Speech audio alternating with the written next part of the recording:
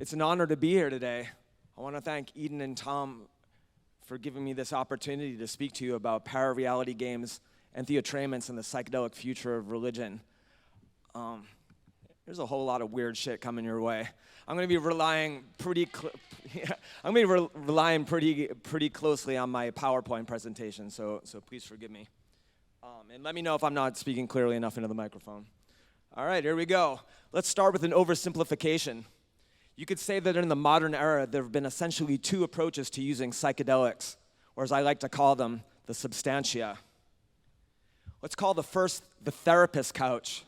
It's highly individual. You take the substantia while in a clinician's office or alone in a dark room or out in nature. The goal is healing or self-knowledge. The downside is you are deprived of the opportunity to experience communitas, a sense of belonging that arises from going through an experience with a group. Let's call the second one the Boom Festival model. It's highly collective. Examples would be eating mushrooms at a fish show or candy flipping at Burning Man. The goal is recreation. The appeal is experiencing the exultant energy of merging with a group. The downside is that the emphasis on ecstatic joy can severely limit the potential developmental benefits of the psychedelic experience. I want to suggest a third model. Let's call it the fitness class. It works whether you're alone or with others. The substantia is taken within a structured environment. The goal is virtuosity. The appeal is that it's a reliable means for achieving that grandmother of all peak experiences, gnosis. It also allows you to channel the collective energy of a group into the private work of self-inquiry. The downside is that you will occasionally suffer. But as Benjamin Franklin said, there are no gains without pains. The fitness class model is based on something I call the Phonomantic method. The Phonomantic method is a groundbreaking set of assertions, concepts, and techniques that help develop skill with psychedelics and eventually allow you to exert a measure of control over the psychedelic experience. Traveler, beware. If you're a recreational user, the Phonomantic method might seem like too much work. If you're someone who is primarily interested in using psychedelics to treat trauma, depression, or addiction issues, you might find it alarming or even dangerous. That's because the Phonomantic method is not therapeutic. It's augmentative. It builds supernormal psychological and spiritual capacities. The Phonomantic method is based on the practice of phonomancy.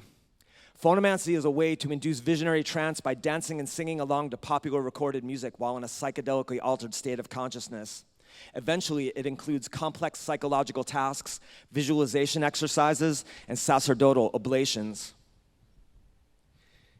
Here are the premises that phonomancy is based on. Every modern recorded popular song has been carefully engineered to create in its listener a specific emotional response. Psilocybin mushrooms tend to amplify emotional states. By listening to lyric-based music while in a psychedelically altered state of consciousness, one can have an amplified experience of a song's target emotion. Concentrating on this amplified emotional state, a subject can influence the character and contents of her, his, or their closed-eye visuals. If, while in an altered state, a subject can feel an emotion to a degree that passes a certain threshold of intensity, they are no longer feeling their personal emotion, but connecting to the collective human experience of that emotion, which is to say, its Jungian archetype.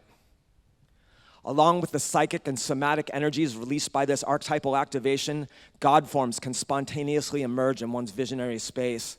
These may be identical to culturally established images of the divine or entirely novel. In this state, any co-arising thoughts or images tend to be interpreted as direct communication from God. This kind of direct and immediate knowing of the divine is referred to as gnosis. In other words, phonomancy is not just getting high and listening to the dark side of the moon. It's a technique-based psychospiritual exercise system like yoga or Tai Chi. Each song that you work with presents the opportunity to enter, practice, and perfect an emotional asana. Phonomancy has three foundational techniques. The first is immersion. That's letting go and getting into the emotional space of a song. And that's something a lot of us do quite naturally when we're alone in our car or when we're in our bedroom standing in front of the mirror holding a hairbrush or a microphone. Right? The next is attention. That means avoiding distraction and staying on task and focusing on your inner experience. And finally, there's contemplation, which means engaging with the thoughts and images arising from the unconscious as you pay attention to your emotional states. In fact, phonomancy could be described as a form of psilocybin-fueled Jungian active imagination.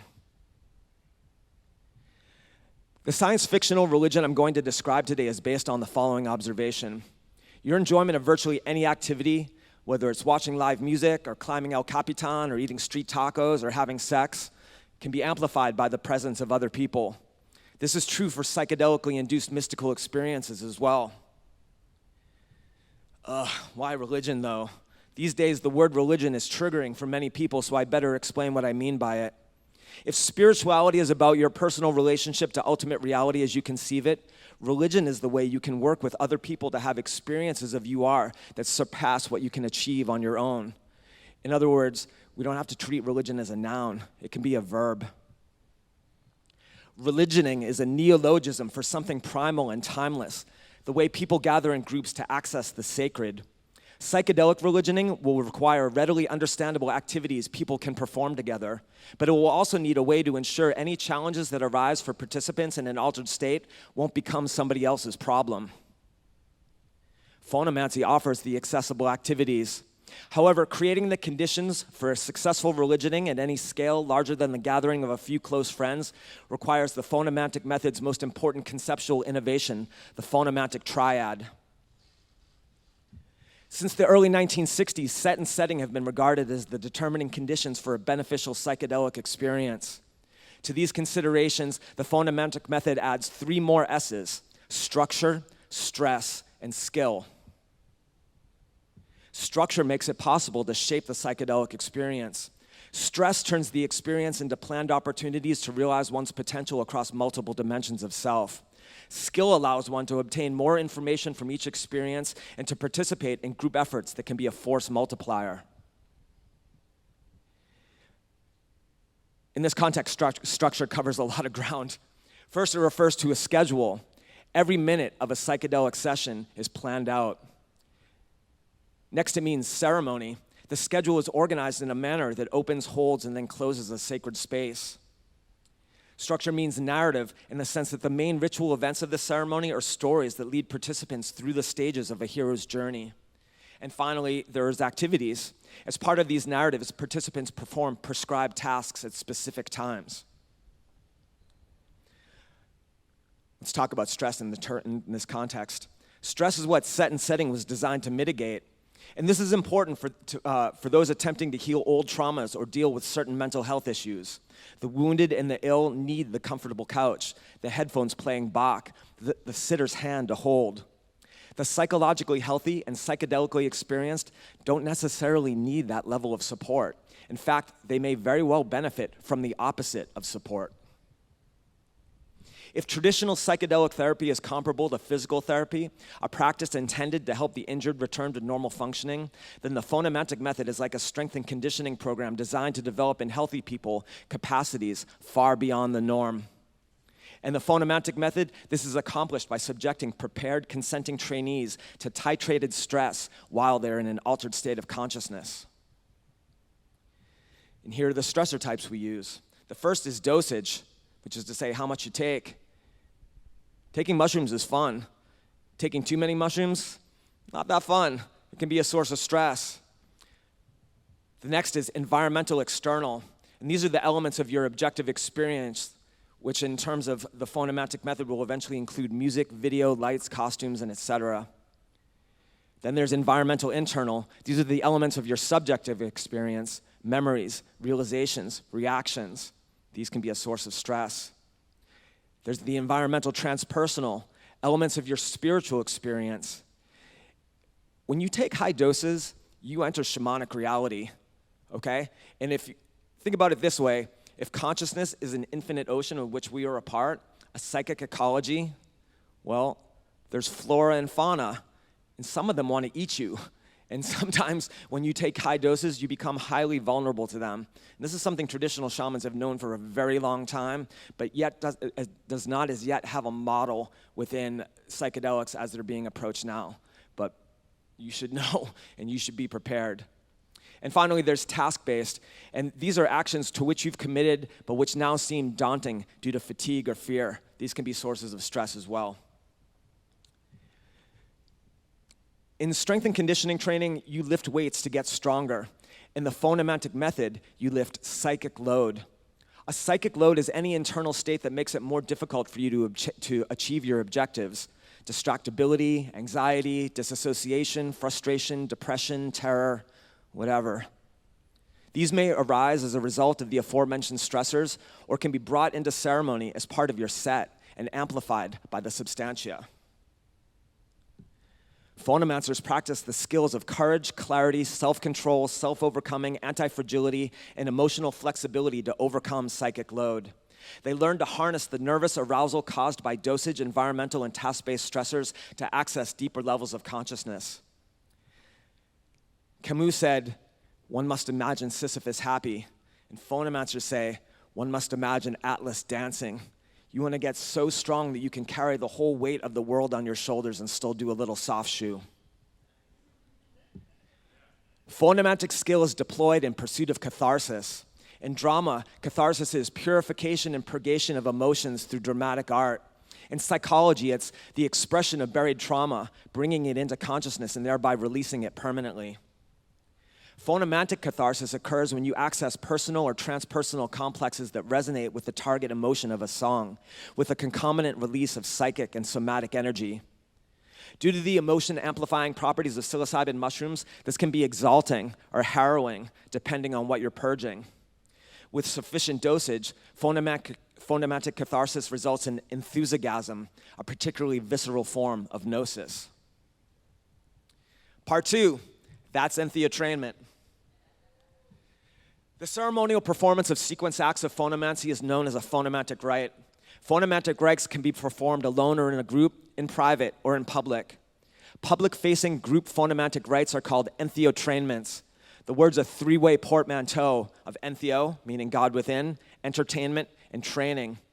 An entheotrainment is a spiritual group fitness class.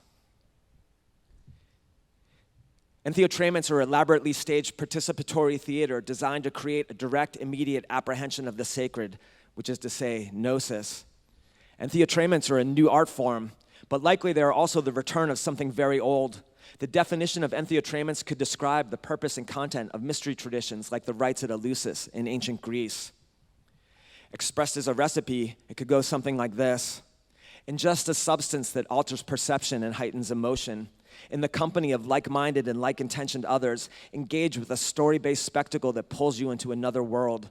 Supported by the belief of everyone around you, experience this other world and everything it contains as real, up to and including the gods and goddesses themselves. Feel your understanding of yourself and the universe crack wide open. Emerge from that experience supercharged by enemies both chthonic and celestial.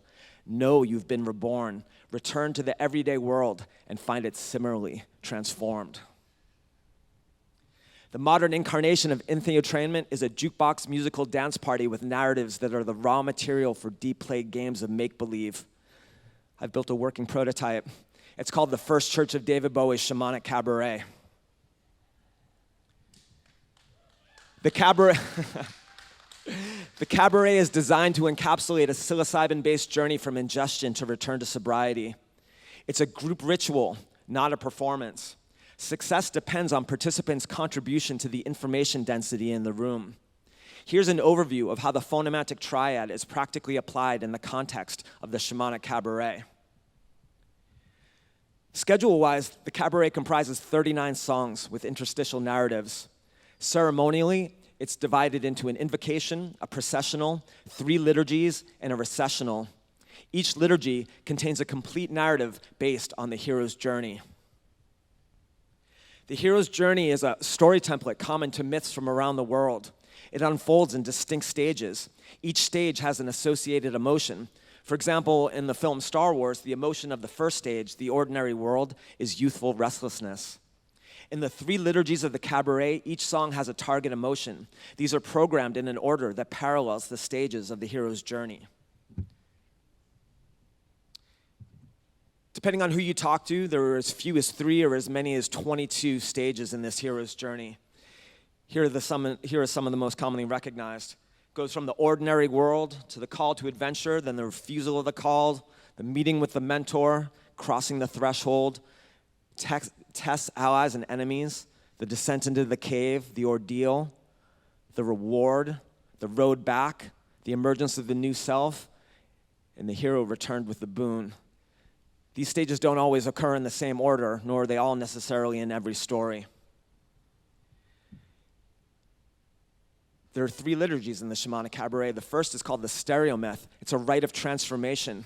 There's a lot of hard rock and heavy metal. It's an opportunity to train masculine archetypes. The second is the Transcendental Disco. It's a rite of purification. There's lots of soul, new wave, and dance pop.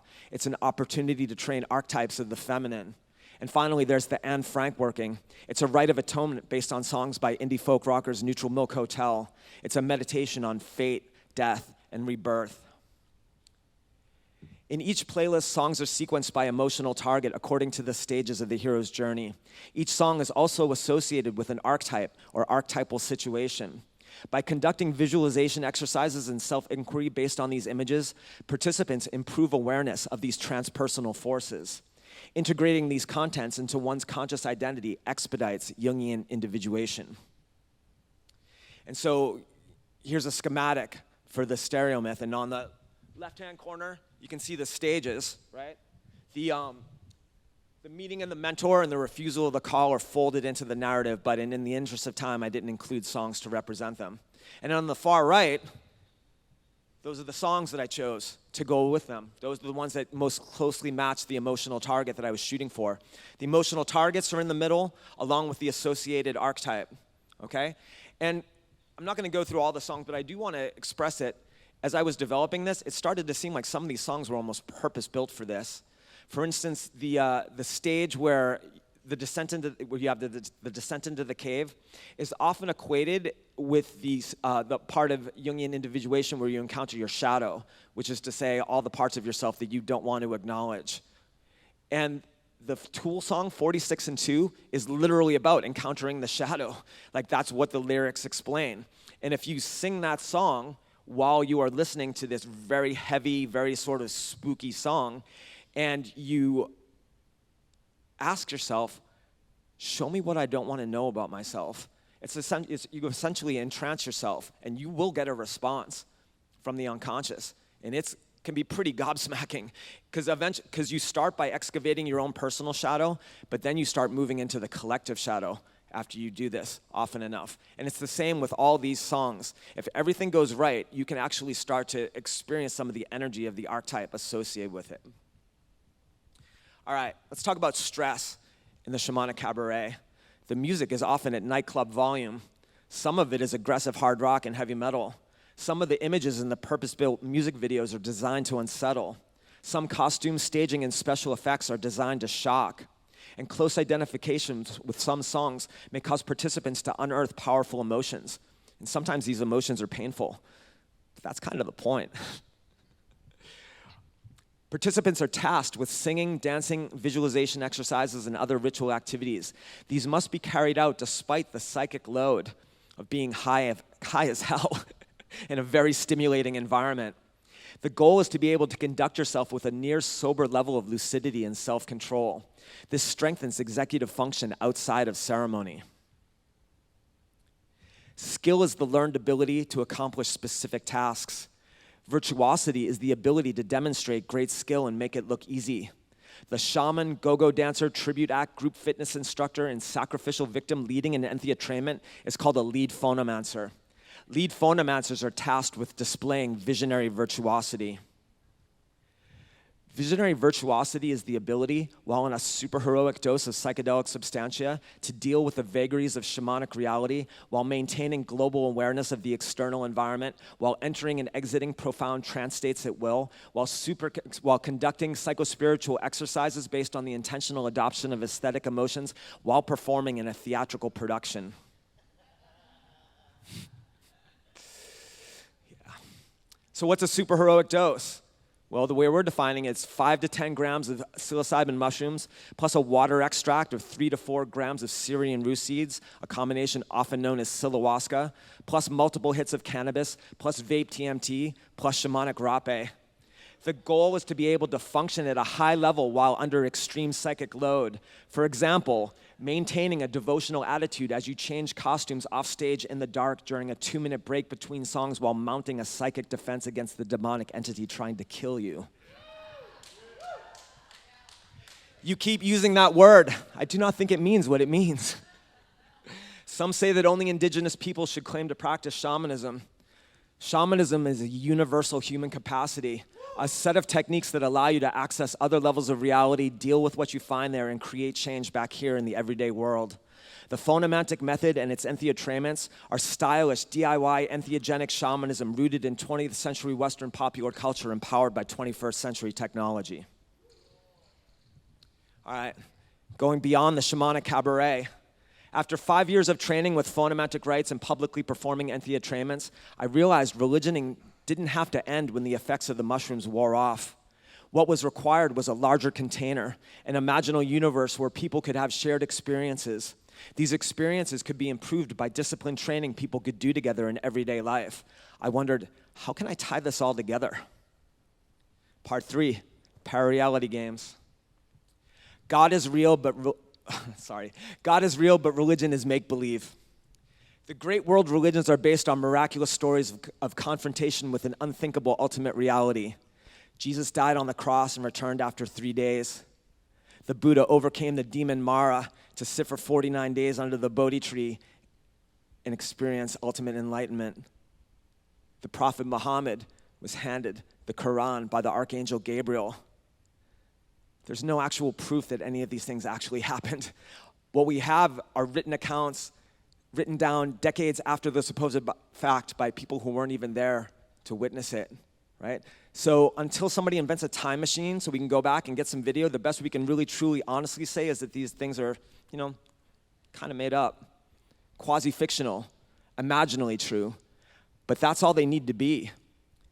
By acting with others as if these stories are true, believers in these traditional sacred stories improve their lives and create social bonds. In other words, they are playing games of sacred make-believe that can yield real-world transformational results. If religion is a game, we can stop looking only backward at stories that may or may not be true. We can stop trying to fix what is now irreparably broken. We can stop being so damn literal. The innovational history of religion doesn't have to be over. We are free to create new and ever more sophisticated and involving and efficacious religion games. Parareality games are complete out-of-the-box systems of concepts, practices, and beliefs that enable experiences of the transcendent while simultaneously creating community in which such experiences may be anchored. In other words, a parareality game is a way to religion that is no less earnest or life-changing for being admittedly quasi-fictional. The first Church of David Bowie's Shamanic Cabaret is performed in the context of a parareality game called Phonomancer. In Phonomancer, you role-play as a member of a 23rd century religion. You believe the goddess returned to historical time in the form of the rock and pop music of the late 20th century, and that by singing and dancing along, you can unlock her spirit and enter visionary trance states. Phonomancer is played at 3 levels. In Phonomancer Basic, you get high on psilocybin mushrooms and get down at ritual magic jukebox musical dance parties. In Phonomancer Advanced, the game becomes a program for self-actualization as you incorporate additional beliefs and daily training practices intended to improve your performance in the jukebox musicals and everyday life.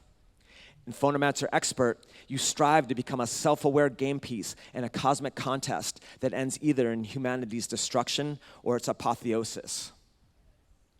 Because it is based on the Phonomantic method, Phonomancer can deliver gnosis. It's a game that becomes reality the moment it puts you up close and personal with the goddess. The Christian church father Tertullian supposedly said, "Credo quia absurdum," I believe because it is absurd. But we say, "Credo quia iocis et quia operator," I believe because it's fun and because it works. We've taken a brief look at the concepts and practices that inform Phonomancer, but not the beliefs. Phonomancer has a complete mythos comprising a cosmogony, a teleology, an ontology, a soteriology, and an eschatology. It was inspired both by personal visionary experience and years of study in physical training, performance arts, comparative religion, Jungian psychology, and pop culture. The Phonomancer mythos is as true as it is useful in orienting you toward a life of joy and integrity. It establishes an imaginal reality in which people can have shared experiences. These shared experiences create a community of people who strive together to realize their highest potentials. Phonomancer is deep-played make-believe that can yield real-world transformative results, just like every other religion. Parareality games like Phonomancer could be the religions of the science-fictional future. Admittedly quasi-fictional, no parareality game could claim to have a lock on truth. Everyone will know it's all a matter of taste. There can be as many kinds of fruitful parareality games as there are artists to design them and people willing to play them. Religion will be art, and art will be religion. Part 4, the psychedelic future of religion. Long ago, communities consumed the substantia and partied and carried on until their spirits caught fire. God spoke from the flames. People listened and learned. In the modern era, Grateful Dead shows and psytrance festivals have been steps back in the right direction. By yoking wild joy to hard work via the phonomantic method, entheotrainments can take ecstatic ceremonies all the way into the future. All the rock and pop songs in the Cabaret are my Icaros, sacred songs I can use to open to the divine. And you've got your own. If we've got some sacred songs in common, then by God, let's have a party. And if we don't, you can always get together with your friends and make your own entheotrainments. It is my most sincere hope that the ideas I've presented today will eventually inspire millions of virtuosic visionaries who endlessly innovate new ways to experience God. Each will be an opportunity to see God through the eyes of the creating artists and hopefully gain a new perspective that improves your own understanding. People could visit a nightclub that is also a church to take part in a ritual that allows them to experience transcendent reality as goddess. And the next month, attend another entheotrainment that offers a way to access the divine and its aspect is void. And then later one that worships the earth as a self-aware superorganism. The timid will stick with familiar versions of God, while the adventurous can pursue ever more outre visions of the mystery. Hopefully someday, nimble, pragmatic curiosity will be the common attitude towards spiritual practice instead of dead-eyed and heavy-footed orthodoxy. While assessing their options, people will ask, does this game of high-stakes make-believe get me up close and personal with the deity of my choice? Will it change me? Will it charge me? Does it really work? Because in the end, when it comes to religion, whether it really works is all that matters. All right. If you're curious about what I was telling you today, I've written 3 books over the last 4 years. The first is a spiritual autobiography and the story of how all this got started called Spotify the Gnostics, Here's the First Church of David Bowie. Then last year I published a book called AP Psychedelics, Going Beyond Set and Setting to Achieve Visionary Virtuosity. That goes in depth into the phonomantic method. And then finally, this year I published the Phonomancer Player's Handbook, which recaps the phonomantic method, but then also explains the beliefs and the mythos behind the game of Phonomancer. There's a few copies for sale up front, and that AP Psychedelics and the Phonomancer Player's Handbook are also on YouTube as audiobooks. So it's free. Just remember, you get what you pay for. All right. Tonight at 7 p.m. at the St. David Bowie Entheo Gym, we're doing our weekly service, a special Sunday version of our weekly service. It's called the Discotheque at the End of the Universe. This is not the 3.5-hour shamanic cabaret. This is a 75-minute service, but it's built around the last part of the cabaret, which is the Anne Frank working, that rite of atonement I referred to. It's ritual magic that's intended to prevent the end of the world, and it is quite a thing. So I highly encourage you to drop by. Space is somewhat limited. I can fit about 30 people or so in that space. So, and please try to be on time because we're going to kick it off as close to 7 o'clock as we can. Even if you're on foot, it's fairly close by. The gym is literally like a mile and a half down the street. Just go south on 11th and then on to Milwaukee, and then you'll basically be there. Is there any time left? Oh, thanks, yeah.